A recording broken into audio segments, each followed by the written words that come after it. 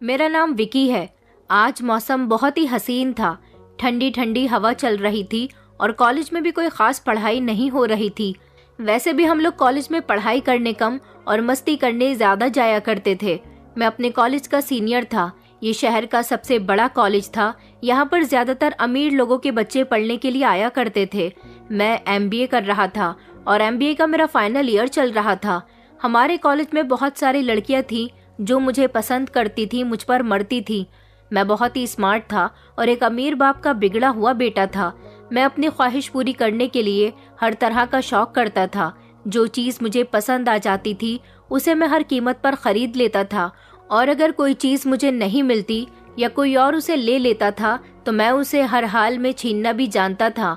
मुझ में बहुत घमंड था और शायद मुझ जैसा अमीर और घमंडी इंसान पूरे कॉलेज में नहीं था। मुझे पढ़ाई में कोई इंटरेस्ट नहीं था, लेकिन अपने पापा के कहने की खातिर मैं पढ़ाई कर रहा था। कॉलेज में मेरे बहुत सारे दोस्त थे, लेकिन सबसे ज़्यादा ख़ास दोस्त था रॉकी, जो हमेशा मेरे साथ रहता था, या फिर ये कहें कि मैंने उसे अपना नौकर बनाकर रखा था। मुझे उससे जो भी काम होता मैं उससे करवा लिया करता था। कॉलेज में मेरी बहुत सारी गर्लफ्रेंड्स भी थीं, मतलब फ्रेंड्स। उनको गर्लफ्रेंड्स बनाना और उनका इस्तेमाल करना यही मेरा शौक था। मैं खुद किसी के पास दोस्ती करने के लिए नहीं जाता था। हर लड़की मेरे इशारों पर चलकर खुद मेरे करीब आती थी। एक दिन मैं अपनी गाड़ी में बैठा हुआ था जब रॉकी का फ़ोन मेरे मोबाइल की स्क्रीन पर चमकने लगा। मैंने कॉल रिसीव की तो दूसरी तरफ से रॉकी बोला, तू बड़ी बेचैनी से इंतज़ार कर रहा होगा। यार, संजना मान गई है और जाओ, वो तुम्हारा होटल के कमरे में इंतज़ार कर रही है। मेरे होठों पर एक जहरीली सी मुस्कुराहट फैल गई थी। मैं जानता था कि वो इनकार नहीं करेगी। रॉकी जोर जोर से हंसने लगा कि कहने लगा कि तू तो हमेशा जान लेता है, तभी तो दुनिया तुझे बिजनेस टाइकून कहती है, क्योंकि हम हर चीज की कीमत लगा सकते हैं, हर चीज को खरीद सकते हैं। मैंने कहा कि हाँ, तू बिल्कुल ठीक कह रहा है रॉकी। विकी ने कभी किसी चीज के लिए हार नहीं मानी, हर चीज को अपनी मुट्ठी में करना जानता है विकी। जीतना मेरा मकसद है और मैं दुनिया की हर वो चीज़ हासिल करना चाहता हूँ जिस पर मेरी नज़र चली जाती है। मैंने फ़ोन बंद किया और अपनी गाड़ी आगे बढ़ाई। मैं अपनी मंजिल की तरफ बढ़ रहा था। संजना होटल, ये खेल मेरे लिए कोई नया नहीं था। मैं लड़कियों को खरीदता था और फिर उनसे दिल भर जाने पर उन्हें छोड़ दिया करता था। मेरे लिए ये सब एक खेल था। मेरे पिता का बहुत सारा पैसा था और फिर मैं उनका इकलौता बेटा था, इसलिए अपने पिता का पैसा दोनों हाथों से लुटाया करता था। मेरे डैड चाहते थे कि मैं अपनी पढ़ाई पूरी करने के बाद उनके बिजनेस की देखभाल करूं। अपने मॉम डैड से मेरी बिल्कुल भी नहीं बनती थी। मैं अपने घर में ज़्यादा रुकता ही नहीं था। अगर रुकता तो मॉम डैड से किसी न किसी बात पर मेरी बहस हो जाती थी। मुझे सिर्फ अपने मुताबिक ज़िंदगी जीना, अपनी मर्जी का काम करना, अपनी मर्जी के मुताबिक फ़ैसला करना ही ज़्यादा पसंद था। मैं अपनी ज़िंदगी में किसी का इंटरफेयर बिल्कुल भी पसंद नहीं करता था। सिर्फ डैड के कहने पर उनकी ख्वाहिश पूरी करने के लिए मैं अपनी पढ़ाई तो पूरी कर रहा था, लेकिन मैं जानता था कि मुझे करना वही है जो मेरा मन करेगा। मेरे लिए लड़कियों का इस्तेमाल करना एक खेल था, एक ऐसा खेल था जिसमें मैं हमेशा जीतता था और वो हार जाती थी। मैंने गाड़ी एक बड़े से होटल के सामने रोकी और फिर पार्क करने के बाद मैं होटल के अंदर चला गया था। जैसे ही मैं रूम पर पहुंचा तो रूम का दरवाज़ा खुद ब खुद खुल गया था, जैसे सोनिया मेरा वेलकम करने के लिए काफ़ी देर से इंतज़ार कर रही थी। मैंने कमरे के अंदर कदम रखा तो कमरा रोशनी से जगमगा रहा था। वह हमेशा की तरह बहुत खूबसूरत लग रही थी। उसने महंगी ड्रेस पहनी हुई थी, बाल खुले हुए थे, मेकअप भी अच्छा हो रखा था। उसका एक हाथ उसकी कमर पर था तो दूसरे हाथ में उसने ड्रिंक का ग्लास पकड़ा हुआ था। कि तुमने देर कर दी विकी, उसने शरारत भरी आवाज में मुझसे कहा। उसके चेहरे पर मुस्कुराहट थी। मैंने आगे बढ़कर उसकी तरफ देखा और कहा कि तुम्हें तो पता है मैं हमेशा अपनी शर्त पर ही आता हूँ। वो हंसने लगी, लेकिन उसकी हंसी में एक अजीब सी खनक थी। कुछ ऐसा था जो रोज की तरह नहीं था। ऐसा लग रहा था जैसे वो कुछ छुपा रही हो। मैंने कहा, संजना, आज कुछ बदली बदली सी लग रही हो। उसने नज़र चुराते हुए कहा कि कभी कभी दिल चाहता है कि जिंदगी में कुछ स्पेशल किया जाए। मैंने अपनी जेब से सिगरेट निकाली तो झट से उसने मेरे आगे लाइटर किया और मेरी सिगरेट को जला दिया। मैंने उसकी कमर पर हाथ डाला और उसे अपनी तरफ खींच लिया और कहा कि ये कुछ भी स्पेशल सिर्फ मेरी मर्जी से ही होगा। मैं जो चाहूँ हमेशा वही होता है। लेकिन उस रात संजना के शब्द कुछ अलग ही थे। वो मेरे खिलाफ जाने की कोशिश कर रही थी। संजना भी मेरे करीब थी, लेकिन उसके अंदर एक अजीब सी बेचैनी थी। मैं हमेशा से औरतों की कमजोरी को समझता था और मैं जान चुका था कि कुछ ना कुछ तो गड़बड़ है। क्या बात है संजना, क्या कुछ कहना चाहती हो? उसने एक सेकंड के लिए मुझे देखा और फिर धीरे से कहने लगी कि विकी, क्या तुम्हें कभी किसी से मोहब्बत हुई है? मैंने जोर से हंसकर कहा कि मोहब्बत, ये शब्द मेरे लिए कोई मतलब नहीं रखता। संजना, मैं जिस चीज को चाहता हूँ उसे खरीद लेता हूँ। मेरे लिए मोहब्बत भी एक बिजनेस है, एक डील है। संजना ने गहरी सांस ली, जैसे वो पहले से जानती हो कि मैं यही कहूँगा। फिर धीरे से कहने लगी कि कभी कभी जो खरीदा जा सकता है वही सबसे ज्यादा कीमती होता है। मैं मुस्कुराया। अच्छा, अब जल्दी से काम पर लग जाओ, ज्यादा बनने की एक्टिंग मत करो। जो तुम्हारी कीमत है वो तुम्हें मिल जाएगी। फिर ये बातें क्यों कर रही हो? उसने अपनी उंगली मेरे चेहरे पर फहराते हुए कहा। शायद ये आखिरी बार हो। उसके शब्द में मुझे सीरियसनेस लग रही थी, लेकिन मैंने सब कुछ इग्नोर किया, उसे अपनी बाहों में भरा और फिर वही सब कुछ जो हर बार होता था। अगली सुबह सब कुछ बदला हुआ था। जब मैं जागा तो कमरा खाली था। संजना जा चुकी थी। मैंने अपना मोबाइल चेक किया तो देखा कि उसने मुझे एक टेक्स्ट सेंड किया था। उसमें लिखा था कि विकी, हर लड़की खरीदी नहीं जा सकती। कुछ लोग कीमत वसूल नहीं करते बल्कि कीमत चुकाकर चले जाते हैं। शायद आज तक तुम्हारा सामना सिर्फ उन लड़कियों से हुआ है जो खुद को तुम्हारे आगे पेश कर देती हैं, लेकिन एक दिन तुम्हें एक ऐसी लड़की मिलेगी जो तुम्हारे पास होकर भी तुम्हारी नहीं होगी। तब तुम्हें एहसास होगा कि हारना किसे कहते हैं और जीतना किसे कहते हैं। उसकी बात सुनकर मुझे एक अजीब सी उलझन हुई थी। मैंने मोबाइल पीछे फेंका, होटल के बाथरूम में जाकर अच्छे से फ्रेश हुआ और उसके बाद अपने घर के लिए रवाना हो गया था। डाइनिंग टेबल पर बैठा तो डैड की वही रोज रोज की चिक चिक कि तुम आज भी कॉलेज नहीं गए, कहाँ से आ रहे हो, रात भर कहाँ थे, रात भर तुम्हें बहुत सारी कॉल्स की, तुमने फोन रिसीव क्यों नहीं किया, और भी ऐसे न जाने कितने सवाल जो मेरे दिमाग में घूमकर पार हो रहे थे, मगर मुझे उनकी बातों से कोई फर्क नहीं पड़ता था। मॉम कहने लगी कि रहने दीजिए, इससे बात करने का कोई फायदा नहीं है, यह हमेशा अपने मन की करता है। वो मेरे करीब आई और कहने लगी कि बेबी, कॉलेज तो चले जाओ ना बेटा। मैंने कहा मॉम, आज तो मुझे लेट हो गया और आप जानती हो कि इतने टाइम तक मैं आप लोगों की चिक चिक सुन रहा हूँ। कॉलेज जाऊंगा तो प्रोफेसर की ढेर सारी बातें सुननी पड़ेंगी। डैड ने कहा, I am getting late Prachi, अपने बेटे को अच्छी तरह से समझा देना कि ये सुधर जाए। सारी रात घर से बाहर रहा है, पता नहीं कहाँ था, बस तुम्हारी वजह से मैं इसे छोड़ देता हूँ। इसे समझा देना कि अगर रात भर घर से बाहर रहना हो तो सुबह को कॉलेज भी जाना जरूरी है। मैंने अपनी आंखों को ऊपर की तरफ चढ़ाया और मुस्कुराकर मॉम की तरफ देखने लगा। डैड जा चुके थे। मॉम कहने लगी कि बेटा, तुम भी हद कर देते हो, अपने पापा को गुस्सा दिला दिया ना। मैं हंसता हुआ अपने कमरे में आ गया था और फिर गहरी नींद लेने लगा। फाइनली 2 दिन की छुट्टी करने के बाद मैं कॉलेज पहुंचा तो मैंने देखा कि संजना कॉलेज नहीं आ रही थी। वैसे भी जिस लड़की का मैं इस्तेमाल कर लिया करता था उसका ना तो मुझे इंतजार रहता था और ना मैं उसे नजर उठाकर देखा करता था। लेकिन जब मेरी मुलाकात रॉकी से हुई तो उसने पूछा कि संजना कॉलेज नहीं आ रही है, तुम्हें उसके बारे में कुछ पता है? मैंने कहा, मुझे कुछ नहीं पता। तुम तो जानते हो कि एक बार किसी लड़की का इस्तेमाल करने के बाद मैं उसकी कोई खबर नहीं रखता। उसने कहा कि वो कॉलेज नहीं आ रही है। मैंने कहा, हाँ, उस दिन मेरे जागने से पहले ही वो होटल से निकल गई थी। वो कुछ देर तक खामोश रहा और फिर कहने लगा, विकी, मुझे ऐसा लग रहा है जैसे तुम्हारे खेल का अंत होने वाला है। मैंने झुंझलाकर उससे कहा कि दफा हो जाओ मेरे सामने से। मेरे अंदर कुछ अजीब सा हो रहा था। ये पहला मौका था जब कोई लड़की मुझे इस तरह से छोड़कर गई थी। कॉलेज की ही नहीं बल्कि आसपास की भी ऐसी बहुत सारी लड़कियां थी जिनके साथ में वक्त गुजार चुका था। उसके बाद वो मुझे कई बार नजर आई थी, लेकिन संजना मुझे फिर दोबारा देखने को ही नहीं मिली। रात का समय था और मैं अपने बेड पर लेटा हुआ था। मुझे बार बार संजना के कहे हुए शब्द याद आ रहे थे कि कुछ लोग खरीदे नहीं जा सकते, कुछ लोग कीमत वसूल नहीं करते बल्कि कीमत चुकाकर चले जाते हैं। ये शब्द मेरे अंदर कहीं चुभ रहे थे। मुझे उलझन महसूस हो रही थी। मैंने कभी किसी लड़की की परवाह नहीं की थी, ना किसी के बारे में इतना सोचा था, तो आज ऐसा क्या हो रहा था? मेरा मोबाइल बजने लगा। रॉकी की कॉल थी। उसने कहा कि क्या हुआ, सब ठीक है? मैंने सर झटका और कहा कि हाँ, सब ठीक है, बस कुछ अजीब सा लग रहा है। उसने एक लंबी हंसी हंसी और कहने लगा कि पहली बार कोई तेरे हाथ से निकल गई, वरना तो तू हमेशा जीत जाता है। मुझे लगा कि शायद वो ठीक कह रहा था। मैंने कहा, छोड़ और कोई काम की बात करते हैं। उसने कहा कि अब तुम्हारी किस लड़की पर नजर है? मैंने कहा कि अभी तो कॉलेज में कोई ऐसी लड़की नहीं है जो मेरे दिल को भा सके, और इधर उधर की भी कोई लड़की नहीं मिल रही है। देखते हैं, कोई ना कोई मिल जाएगी। उसके बाद फिर मैं पूरे एक हफ्ते तक कॉलेज नहीं गया था। दोस्तों के साथ पार्टी करने में बिजी था। डैड को इस बार भी गुस्सा आया था, लेकिन मैं डैड की हर बात को इतना सीरियस लेता ही नहीं था।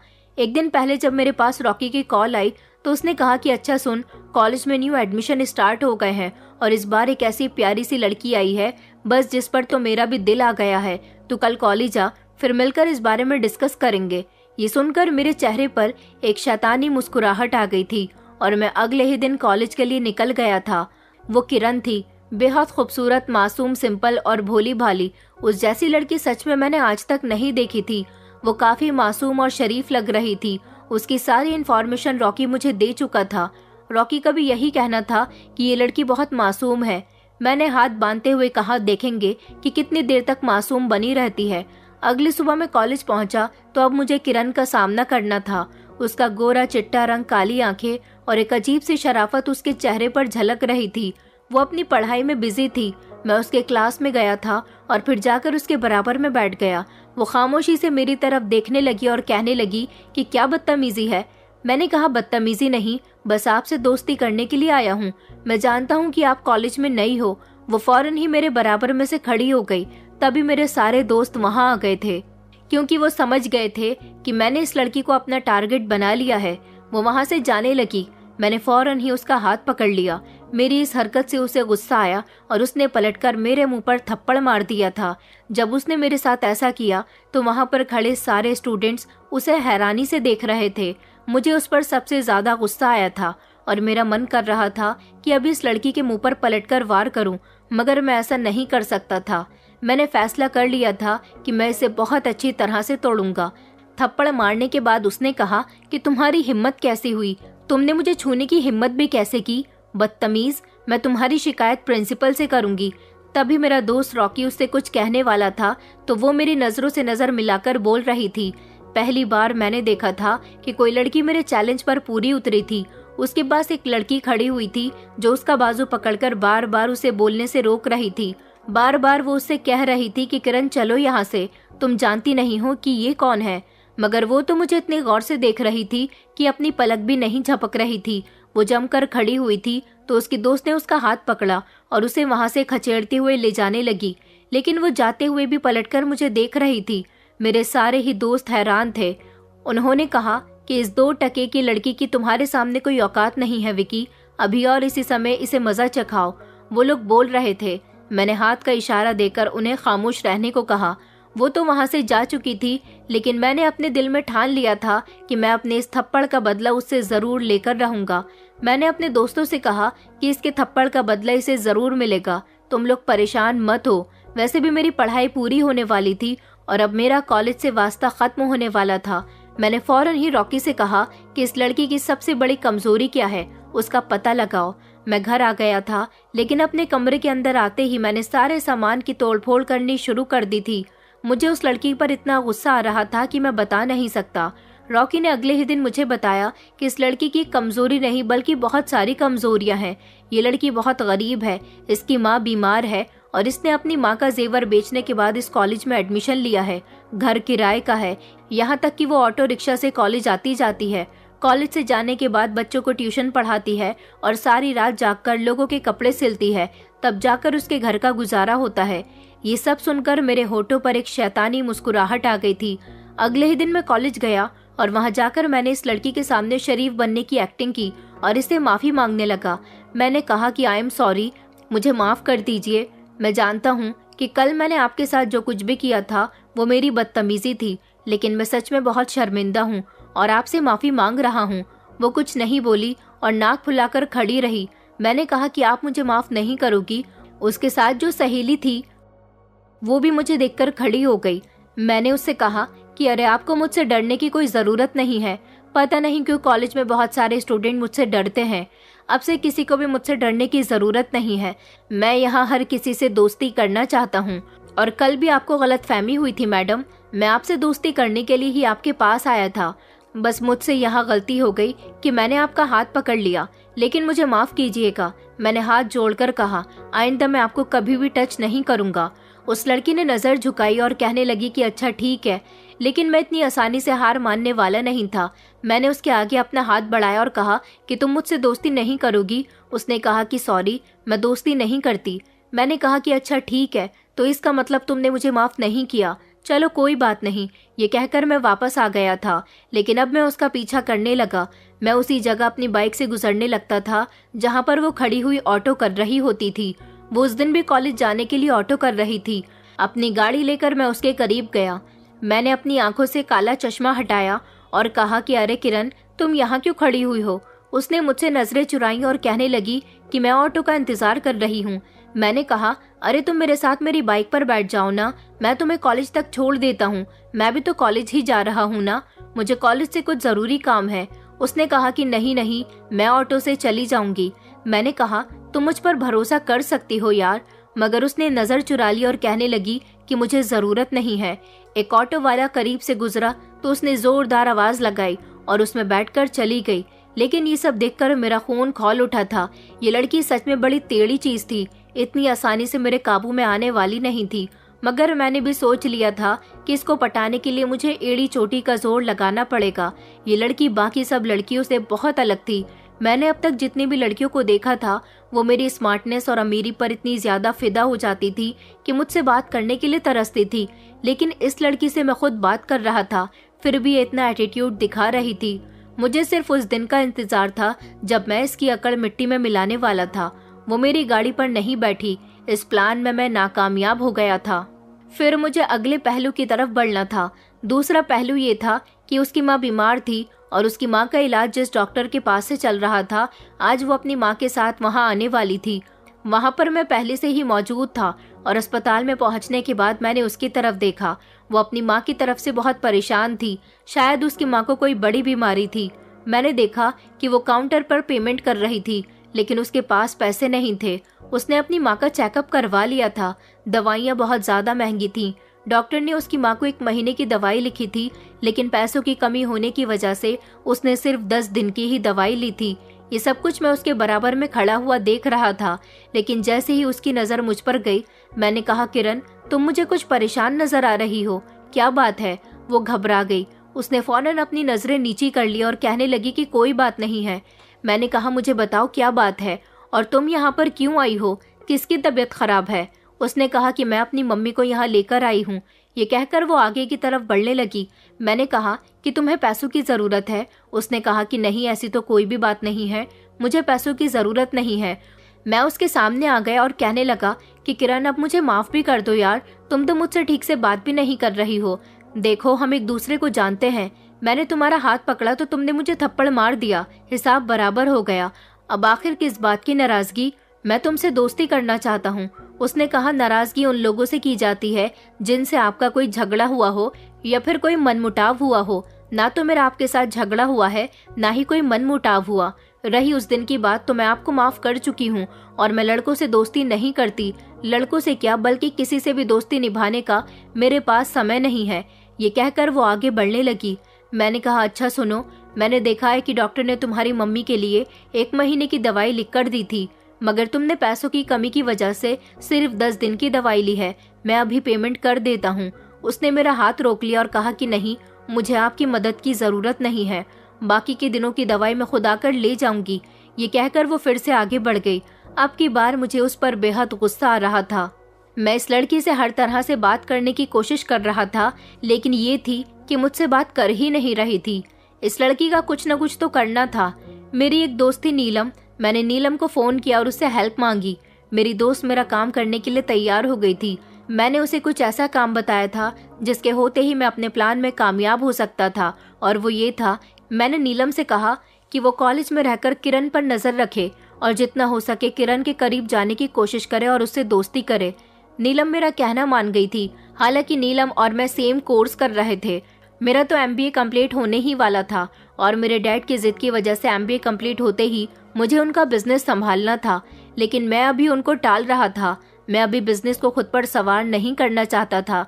वक्त गुजरता गया और नीलम ने अपना काम करना शुरू कर दिया था। नीलम ने कुछ दिनों बाद मुझे फ़ोन करके यही बताया कि विकी, इस बार तुम्हारा पाला गलत लड़की से पड़ा है। तुम इस लड़की को जैसा समझ रहे हो ये वैसी बिल्कुल भी नहीं है, तुम्हारे जाल में इतनी आसानी से नहीं फंसेगी। मैंने कहा, मैंने तुम्हारी एडवाइस नहीं मांगी नीलम, तुम्हें एक काम दिया था, मेरा वो काम हुआ या नहीं मुझे ये बताओ। उसने कहा कि तुम्हारा काम हो गया। मैंने बातों ही बातों में उसके घर के बारे में सब कुछ जान लिया और उसको एडवाइस दी है कि वो सिलाई और बच्चों को ट्यूशन पढ़ाना छोड़कर किसी कंपनी में जॉब करेगी तो उसे वहाँ ज्यादा पैसे मिलेंगे। आ तो गई है उसके दिमाग में मेरी बात, क्योंकि मैंने उसे तुम्हारी कंपनी के बारे में भी बता दिया है और उसे पूरे 60,000 रुपए का लालच दिया है। इतने पैसों का सुनकर जरूर वो तुम्हारे ऑफिस में भागी चली जाएगी। मैंने कहा, यू आर ग्रेट नीलम, तुमने बहुत अच्छा काम किया है। बस एक बार वो लड़की मेरे ऑफिस तक आ जाए, फिर उसको अपने बिस्तर तक लाना तो मेरे लिए चुटकियों का काम है। फिर मैं उससे अपना बदला लूंगा, अपने उस थप्पड़ का बदला जो उसने मुझे पूरे कॉलेज के सामने मारा था। मैं ये बात भूल नहीं सकता था। फिर फाइनली एक दिन वो भी आ गया जब उसके दिमाग में की गई बात बैठ गई थी कि उसे नौकरी कर लेनी चाहिए। और जब वो इंटरव्यू के लिए हमारी कंपनी में आई तो मैं उसका इंतजार कर रहा था और इस तरह से डैड का बिजनेस संभालने के लिए ऑफिस भी चला गया। मेरे मॉम डैड हैरान थे कि पहले वो लोग मुझे ऑफिस भेजा करते थे तो मैं नहीं चाहता था, लेकिन अब मैं खुद ब खुद वहाँ क्यों जा रहा हूँ। मैं अपने केबिन में बैठा हुआ था और मैंने कहा था कि इस लड़की का इंटरव्यू मैं लूंगा। मैं अपना मुंह फेर कर बैठा हुआ था।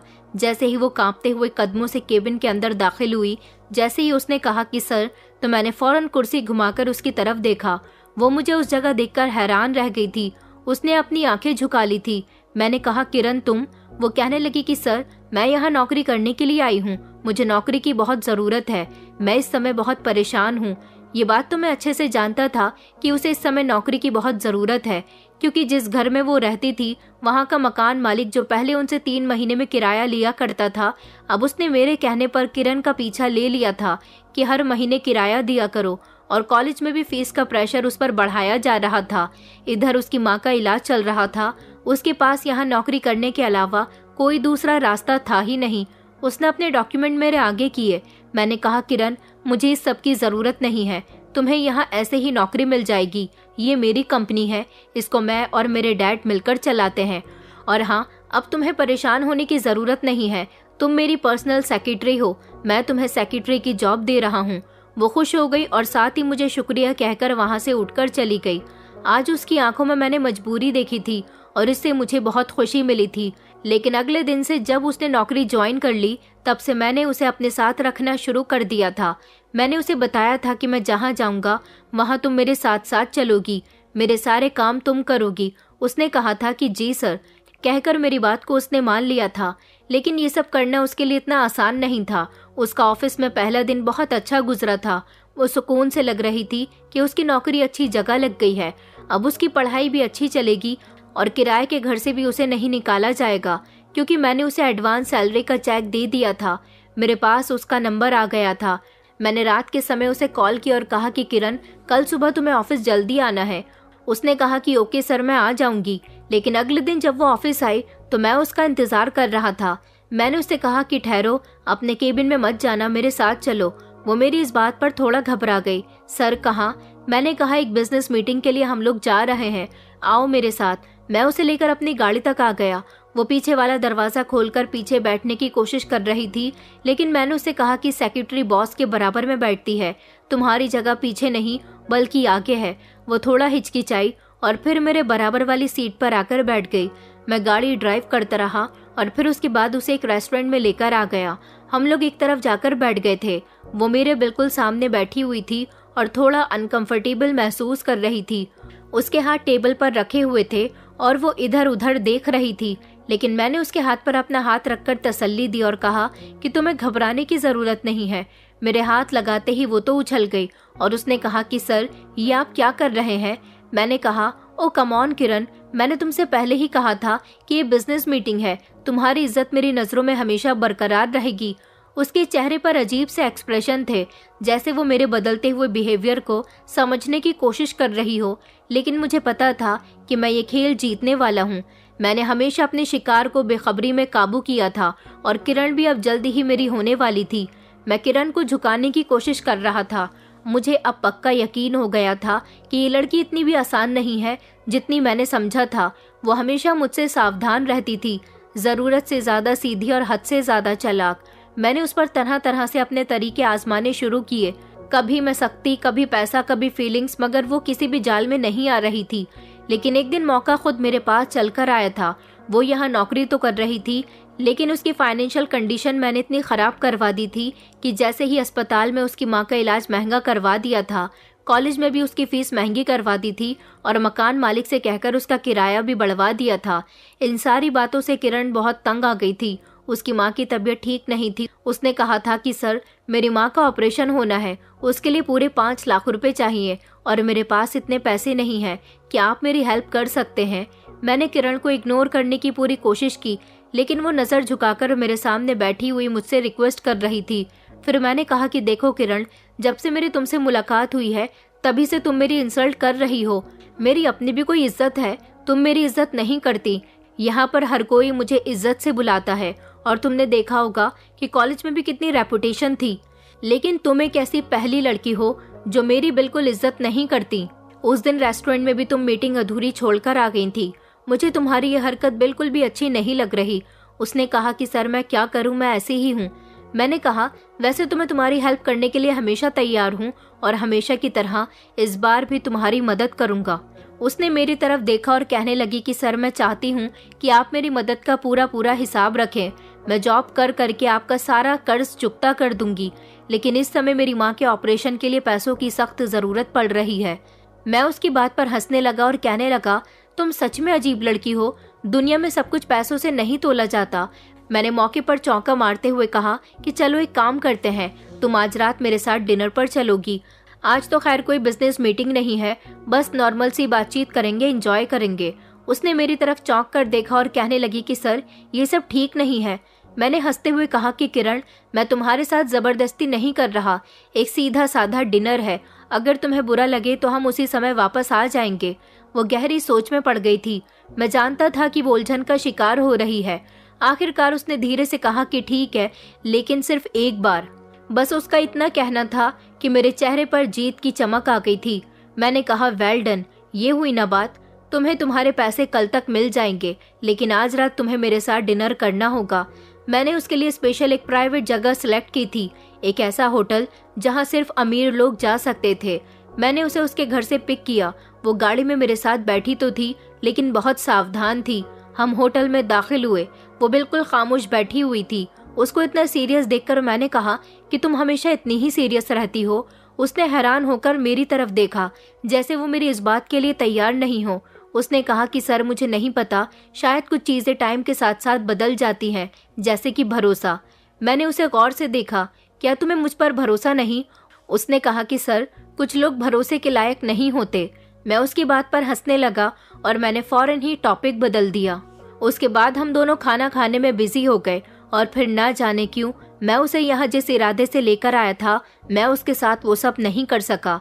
थोड़ी देर बातचीत करने के बाद मैंने उसे उसके घर ड्रॉप कर दिया। वो गाड़ी से उतरी तो मैंने उससे कहा कि किरण, तुमसे एक बात कहूँ। उसने मेरी तरफ देखा। मैंने कहा कभी कभी खुद पर काबू रखना अच्छा होता है, लेकिन मगर हमेशा नहीं। अगर इंसान खुद को बहुत ज्यादा रोक कर रखे तो वो जीना भूल जाता है। उसने कोई जवाब नहीं दिया और फिर वो अपने घर के अंदर चली गई। मुझे पता था कि मैं धीरे धीरे उसके दिल में जगह बना रहा था। वक्त के साथ साथ मैंने महसूस किया कि किरण के चेहरे के एक्सप्रेशंस में बदलाव आ रहा था। वो अब भी सावधान थी, लेकिन उसकी आंखों में वो सख्ती नहीं थी जो पहले हुआ करती थी। ये मेरा पहला कदम था, उसे अपनी दुनिया में घसीटने का पहला कदम। एक चीज अभी भी मुझे बेचैन कर रही थी। वो पूरी तरह से मेरे काबू में नहीं आई थी। वो मुझसे दूर दूर थी और अभी मुझे वो अहमियत नहीं दे रही थी जो मुझे बाकी लड़कियां दिया करती थी। उसी दिन मेरे ऑफिस में मुझसे मिलने के लिए रॉकी आया। मैंने उसे बताया कि यार ये किरण बड़ी जिद्दी लड़की है। रॉकी हंसने लगा और कहने लगा, तू कब से जिद के आगे झुकने लगा? मैंने कहा झुक नहीं रहा, मैं सोच रहा हूँ कि इसे तोड़ूं कैसे और अपने थप्पड़ का बदला कैसे लूं। लड़कियां तो मोहब्बत से टूटती हैं या फिर डर से। रॉकी ने कहा, अगर वो तुमसे मोहब्बत नहीं कर रही तो उसके दिल में डर पैदा कर दो। मैंने कहा डर? हाँ, शायद अभी टाइम आ गया है। मैंने अभी तक 5 लाख रुपए की रकम किरण के अकाउंट में ट्रांसफर नहीं की थी, क्योंकि मैं अच्छी तरह से जानता था कि उसकी माँ का कोई ऑपरेशन नहीं होने वाला। ये सब कुछ मैंने डॉक्टर को पैसे देकर झूठी रिपोर्ट बनाने के लिए कहा था और मुझे इस खेल में बड़ा मजा आ रहा था। वो मेरे पास आई और कहने लगी कि सर, आपने अभी तक पैसे मेरे अकाउंट में ट्रांसफ़र नहीं किए। डॉक्टर कहते हैं कि माँ का ऑपरेशन जल्द से जल्द होना है। सर प्लीज़ मेरी मदद कीजिए। आपके कहने के मुताबिक कल मैं आपके साथ डिनर पर भी चली गई थी। मैंने अपना जोरदार हाथ टेबल पर मारा। सारा सामान टेबल से उछल गया था और इस सब से किरण डर गई। उसकी आंखों में बेबसी छलक रही थी। मैंने कहा, तुम मुझे अभी तक शक की नजरों से देख रही हो और मैं तुम्हारी मदद करूं? तुमने ये कैसे सोच लिया? उसकी आंखों में एक ऐसी बेबसी थी। मैंने नोटिस किया था कि हर लड़की मेरे आगे झुक जाती थी, लेकिन किरण की नजरों में एक अजीब सी हिम्मत थी। उसने कहा, सर मैंने नहीं सोचा था कि आप ऐसा कहेंगे। मैंने कहा, देखो यहाँ इज्जत भी पैसे से खरीदी जाती है। उसने उसी समय मेरी बात का जवाब दिया कि नहीं, सब कुछ पैसे से नहीं खरीदा जा सकता। वो रोते हुए मेरे केबिन से निकल गई थी। बस अब मैंने सोच लिया था कि अब फाइनली वो वक्त आ गया है जब मुझे उससे अपना बदला लेना है। मैंने उसे अपने ऑफिस से निकालने का फैसला कर लिया था और उसके मकान मालिक को भी फोन करके कह दिया था कि इन लोगों से घर खाली करवा लिया जाए और कहा जाए कि बहुत समय हो गया, हम तुम्हें यहाँ नहीं रखना चाहते, यहाँ पर कोई और रहने के लिए आ रहा है। मैं अपने पैसों की ताकत दिखाकर हर तरह से किरण को गिराने की कोशिश कर रहा था। उसे ये नहीं पता था कि ये सब कुछ मैं करवा रहा हूँ। उधर अस्पताल में भी डॉक्टर ने कह दिया था कि अगर तुम्हारी माँ का टाइम पर ऑपरेशन नहीं हुआ तो उनकी जान जा सकती है। हालांकि उसकी माँ को कोई इतनी बड़ी बीमारी नहीं थी। पैसा सच को झूठ और झूठ को सच बड़ी आसानी से साबित कर सकता है। वो मेरी सोच के मुताबिक रोती हुई मेरे ऑफिस में आई और हाथ जोड़कर कहने लगी कि सर प्लीज, मेरी मम्मी को अस्पताल से निकाल दिया गया। डॉक्टर कहते हैं कि पैसे नहीं दिए गए तो मेरी माँ की जान जा सकती है और बिना पैसों से वो लोग मेरी माँ को एडमिट भी नहीं कर रहे। प्लीज सर मेरी मदद कीजिए। काफी टाइम से कॉलेज में भी मेरी फीस जमा नहीं हुई है। आपने भी मुझे नौकरी से निकाल दिया और मेरी कोई मदद करने के लिए तैयार नहीं है। सारे रास्ते बंद होने के बाद मैं आपके पास आई हूँ। मकान मालिक ने भी हमें घर खाली करने को कह दिया है। सारी परेशानियां मुझ पर एकदम टूट पड़ी हैं।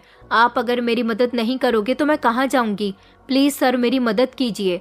मेरे चेहरे पर मुस्कुराहट आ गई थी। मैं धीरे धीरे चलते हुए उसके करीब गया।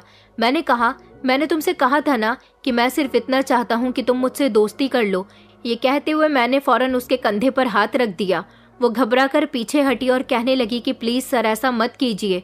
वो मेरी नियत को अच्छे से परख गई थी और फिर मजबूत होकर उसने कहा कि ठीक है सर, आप जैसा कहोगे मैं करने के लिए तैयार हूँ, बस आप प्लीज मेरी मदद कीजिए।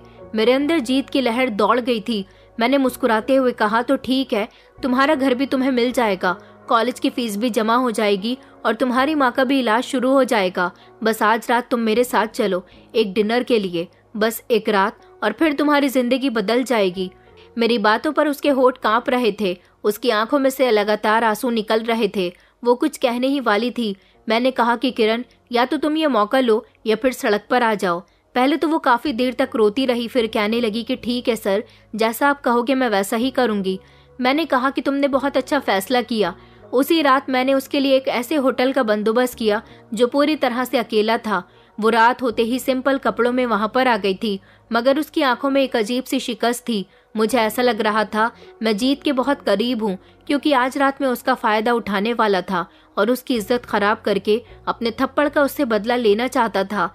मैंने ड्रिंक का गिलास घुमाया और मुस्कुराकर कहा कि ये लो। उसने कहा कि नहीं सर, मैं ड्रिंक नहीं करती। मैंने उसके करीब जाकर कहा, तो अच्छा, तो फिर क्या करती हो? उसने कहा कि मेरी मजबूरियां मुझे यहाँ तक खींच कर लेकर आई हैं, वरना मैं ऐसी लड़की नहीं हूँ जैसा आपने मुझे सोचा है। मैं जानती हूँ कि ये सब कुछ आप मुझसे मेरे थप्पड़ का बदला लेने के लिए भी कर रहे हो, क्योंकि आज से पहले कभी भी मेरे ऊपर इतनी परेशानियां नहीं आई जितनी परेशानियां अब आ चुकी हैं। मैंने हंसकर कहा कि जितना समझदार मैंने तुम्हें समझा है, तुम तो उससे भी कई गुना ज्यादा समझदार हो। वो खामोश रही और उसने अपनी आंखें नीची कर ली। मैं अपना चेहरा उसके चेहरे के करीब लेकर जाने लगा तो उसने अपनी आंखें बंद कर ली। मैंने हंसते हुए कहा कि डर क्यों रही हो, मैं तुम्हारा दोस्त हूँ। उसने रोना शुरू कर दिया और कहने लगी कि सर, मैं ये सब नहीं कर सकती, प्लीज मुझे छोड़ दीजिए। मैंने गुस्से से कहा, जब मैंने तुम्हें पहली बार देखा था तब रहम करने का सोचा था, लेकिन अब नहीं। अब बहुत देर हो चुकी है किरण। इतने में ही मेरा मोबाइल बजने लगा। मैंने जैसे ही अपने मोबाइल स्क्रीन पर देखा तो मेरी मॉम की कॉल थी। मैंने कॉल रिसीव की तो मुझे पता चला कि मेरी डैड की बहुत तबीयत खराब हो गई। मैं घबरा गया। किरण मेरी तरफ देख रही थी। उसकी आंखों में वही डर था, वही बेबसी थी। उसे देखकर पहली बार मुझे ऐसा लगा जैसे मैं सच में हार रहा हूँ। मेरे हाथ में मोबाइल था। दूसरी तरफ मेरे डैड की तबीयत बहुत ज़्यादा सीरियस थी, लेकिन वो अभी भी अपनी जगह पर खड़ी हुई थी, रो रही थी, मगर टूटी नहीं थी, बिखरी नहीं थी। ये क्या था? मुझे लगता था कि आज रात के बाद ये खेल खत्म हो जाएगा, मैं जीत जाऊंगा और किरण बाकी लड़कियों की तरह मेरे हाथों इस्तेमाल हो चुकी होगी। मगर अब सब कुछ बदल गया था। उसने मेरे आगे हाथ जोड़कर कहा कि सर, आपको जो करना है आप कर सकते हैं, लेकिन प्लीज मेरी मुश्किलें खत्म कर दीजिए। दोबारा से मेरा मोबाइल बजने लगा। अब की बार मैंने कॉल रिसीव की तो मम्मी ने कहा कि बेटा जल्दी अस्पताल पहुंचो, तुम्हारे डैड की कंडीशन बहुत सीरियस है। मैं फौरन ही उसे होटल में ही छोड़कर अस्पताल के लिए रवाना हो गया था। वहां जाकर पता चला कि मेरे डैड को हार्ट अटैक आया है। सही टाइम पर ट्रीटमेंट मिलने के बाद उनकी कंडीशन कुछ बेहतर हो गई थी। सारी रात मैं मॉम के साथ अस्पताल में रहा और सारी रात मुझे एक अजीब सी बेचैनी रही किरण को लेकर। लेकिन इस सब में किरण को पैसे देना अब भी भूल गया था। अगली सुबह मेरे पास रॉकी का फोन आया। उसने कहा कि यार तू कहाँ है? कब से तेरा फोन ट्राई कर रहा हूँ, जल्दी कर, सिविल हॉस्पिटल पहुँच, वहाँ पर किरण एडमिट है। उसका कल रात एक्सीडेंट हो गया। जब वो तेरे पास से मिलकर आ रही थी तब शायद उसे अपना भी होश नहीं था। एक गाड़ी वाला उसे कुचलकर चला गया। ये खबर सुनते ही मेरे पैरों तले से जमीन निकल गई थी और मैं उसी समय अस्पताल से निकलकर सिविल हॉस्पिटल के लिए निकल गया था। मैं तेज रफ्तार में गाड़ी ड्राइव कर रहा था और मेरे दिमाग में यही ख्याल था कि कहीं किरण को कुछ ना हो गया हो। मगर ये बेचैनी मुझे क्यों हो रही थी? ऐसा कभी मैंने किसी लड़की के लिए महसूस नहीं किया था। ये सब कुछ मुझे किरण के लिए महसूस क्यों हो रहा था? मैं उसके लिए इतना फिक्रमंद क्यों हो रहा था? मेरी कुछ समझ नहीं आ रहा था। बस इस समय मुझे जल्दी थी कि मैं जल्द से जल्द किरण के पास पहुंच जाऊं, उसे देख लूं कि उसकी कंडीशन कैसी है, उसका एक्सीडेंट क्यों हुआ। मेरी कुछ समझ नहीं आ रहा था। मैं फौरन ही जल्दबाजी करते हुए सिविल अस्पताल पहुंचा। वहां जाकर मुझे पता चला कि किरण को अभी तक होश नहीं आया। उसकी माँ वहां बैठी हुई फूट फूट कर रो रही थी। उनको रोते हुए देखकर मेरा भी मन भर आया था। किरण का एक्सीडेंट हुआ था तो तकलीफ मुझे क्यों हो रही थी? रॉकी मेरे साथ था। वो देख रहा था कि मेरे अंदर बदलाव आ रहे हैं। मैंने अपना हाथ दीवार पर जोर से देकर मारा, क्योंकि किरण की माँ रोते हुए कह रही थी कि मेरी बेटी बहुत परेशान थी और कल बहुत रोते हुए घर से निकली थी। कह रही थी कि माँ सब कुछ ठीक हो जाएगा, मैं पैसों का बंदोबस्त कर लूंगी। मगर मुझे नहीं पता था कि मेरी बेटी ऐसी हालत में घर लौटेगी। मुझे अपने आप से नफरत हो रही थी। रॉकी ने मुझे संभाला और कहने लगा कि विकी, तुझे क्या हो गया? ये तू क्या कर रहा है? मैंने उसे बताया कि यार किरण को इस हालत में पहुंचाने वाला इंसान मैं हूँ। अगर उसे कुछ हो गया तो मैं खुद को माफ नहीं कर पाऊंगा। डॉक्टर कह रहे थे कि किरण की कंडीशन ठीक नहीं है। उसे मुझसे उम्मीद थी कि मैं उसे पैसे दूंगा, लेकिन मैं जल्दबाजी में वहां से निकल आया और मैंने उसे पैसे नहीं दिए। उसे लगा कि मैं उसे अभी भी पैसे नहीं दूंगा। वो टेंशन में आ गई और उसका एक्सीडेंट हो गया। ये सब कुछ मेरी वजह से हुआ था। मैं अपने आप पर बहुत शर्मिंदगी महसूस कर रहा था। रॉकी कहने लगा कि आज मैंने देखा है कि मेरे सामने मेरा दोस्त नहीं है। आज एक ऐसा इंसान मेरी आंखों के सामने खड़ा हुआ है जो किरण से मोहब्बत करता है। विकी, इसे मोहब्बत कहते हैं। मैंने रॉकी से कहा कि नहीं, मैं इस लड़की से मोहब्बत नहीं कर सकता, मुझे सिर्फ इसकी फिक्र हो रही है। रॉकी ने मेरे कंधे पर हाथ रखा और कहने लगा कि मेरे दोस्त, इसे ही तो मोहब्बत कहते हैं। जब आपका चाहने वाला तकलीफ में हो और आपको बराबर से तकलीफ हो रही हो तो समझ जाना चाहिए कि मोहब्बत जोश मार रही है। मैंने उसकी तरफ गौर से देखा। आज पहली बार मेरी आंखों में आंसू थे और मैं आसमान की तरफ देखकर किरण के लिए प्रार्थना कर रहा था कि वो ठीक हो जाए। किरण के सर में गहरी चोट आई थी, वो बेहोश थी और डॉक्टर्स का कहना था कि इनका होश में आना बहुत जरूरी है। अगर ये होश में ना आ सकी तो इनकी जान को भी खतरा हो सकता है और ये सारी जिंदगी के लिए कोमा में भी जा सकती हैं। ये खबर सुनकर मैं कांप उठा था। शायद मैंने किरण को बहुत तकलीफ दे दी थी। वो इन तकलीफों से हार गई थी। मैं रो रहा था। मैंने किरण का अस्पताल का सारा खर्चा खुद उठाया था। मेरी मॉम मुझे फोन कर रही थी तो उनसे पता चला कि डैड की तबीयत ठीक है, लेकिन मैं ठीक नहीं था। मेरी किरण ठीक नहीं थी। मुझे कुछ भी अच्छा नहीं लग रहा था। ये 24 घंटे खतरे से खाली नहीं थे। किरण जिंदगी और मौत के बीच झूल रही थी और उसको ऐसी हालत में पहुंचाने वाला इंसान मैं था। मैं अपने किए की माफी ऊपर वाले के आगे हाथ जोड़कर कर रहा था, लेकिन ऊपर वाले ने मेरी प्रार्थना सुन ली और किरण को होश आ गया। मुझे इस बात की बहुत खुशी हुई थी। होश में आने के बाद सबसे पहले उसकी माँ उससे मिलने के लिए गई। मैं भी उससे मिलने के लिए बहुत बेचैन हो रहा था। मैं एक नज़र उसे देखना चाहता था। मैं जैसे ही उसके कमरे में गया और उसने मुझे देखा तो उसने अपनी आंखें बंद कर ली। हर बार वो मेरे सामने हाथ जोड़कर खड़ी होती थी, लेकिन इस बार मैंने उसके आगे हाथ जोड़ लिया और कहा कि किरण, मुझे माफ़ कर दो। मैंने तुम्हारे साथ बहुत गलत किया। मैं लड़कियों को हमेशा खिलौना समझता रहा, मगर मुझे नहीं पता था कि तुम और लड़कियों से बिल्कुल अलग हो। तुमने मेरे दिल में अपनी जगह बना ली है किरण। मैंने तुम्हारी गरीबी का फ़ायदा उठाकर तुम्हें बहुत परेशान किया। मैं बहुत शर्मिंदा हूँ। मैं तुमसे अपनी गलतियों की सारी माफ़ी मांगता हूँ। मैं तुमसे बहुत मोहब्बत करता हूँ किरण, तुम्हें अपनी ज़िंदगी में शामिल करना चाहता हूँ। किरण ने कहा कि मुझे आप पर भरोसा नहीं है। आप मेरा भरोसा खो चुके हैं। आपको तो मुझसे दोस्ती करनी थी ना। आपने मेरे साथ बहुत गलत किया। मैं आपको कभी माफ़ नहीं करूँगी। आपकी वजह से मैंने बहुत तकलीफ बर्दाश्त की है।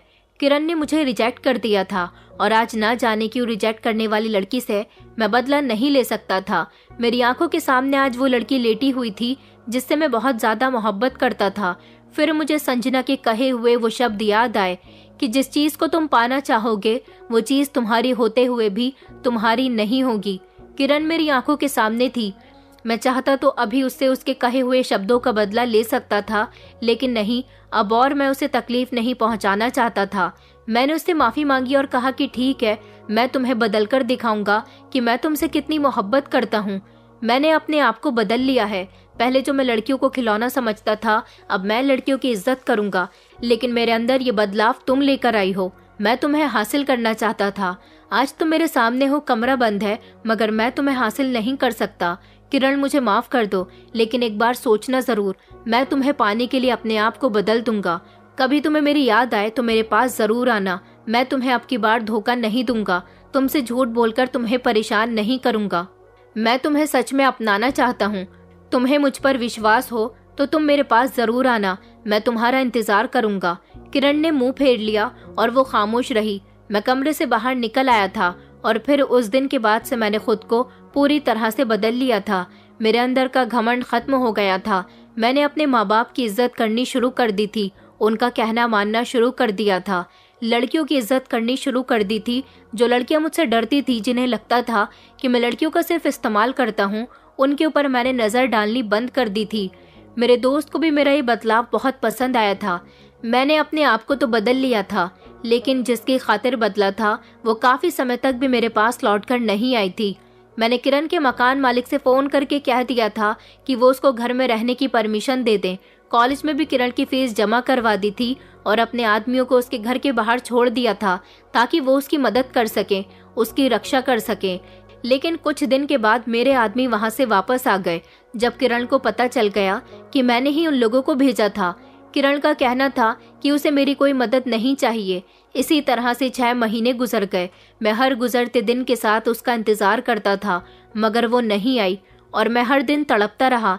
एक दिन मैं अपने घर में बैठा हुआ था जब नौकर ने आकर बताया कि सर, आपसे कोई मैडम मिलने के लिए आई हैं। मुझे लगा कि शायद मेरी कोई क्लाइंट होगी, लेकिन जब मैंने अपनी आंखों के सामने किरण को देखा तो उसे देखते ही मेरे मुंह से निकला कि किरण। उसने कहा कि हाँ, आपने कहा था ना कि आप बदल जाएंगे तो मैं आपके पास आ जाऊं। मुझे यकीन हो गया कि आप बदल गए हैं। आप तो लोगों की बहुत मदद करने लगे हैं। ये सब मैंने जब अपनी आंखों से देखा तो मुझे यकीन हो गया कि आप बदल गए। उसने ये कहकर अपनी नज़रें झुका ली और फिर कहने लगी कि मैंने आपको माफ़ कर दिया। बस फिर क्या था, किरण मेरी ज़िंदगी में खुशी खुशी शामिल हो गई। दोस्तों, उम्मीद करती हूँ आपको हमारी कहानी पसंद आई होगी। कहानी पसंद आई है तो वीडियो को लाइक करें, चैनल पर नए हैं तो चैनल को सब्सक्राइब करें और हाँ, नोटिफिकेशन बेल को ज़रूर दबाएं ताकि अगली अपडेट सबसे पहले आपको मिले।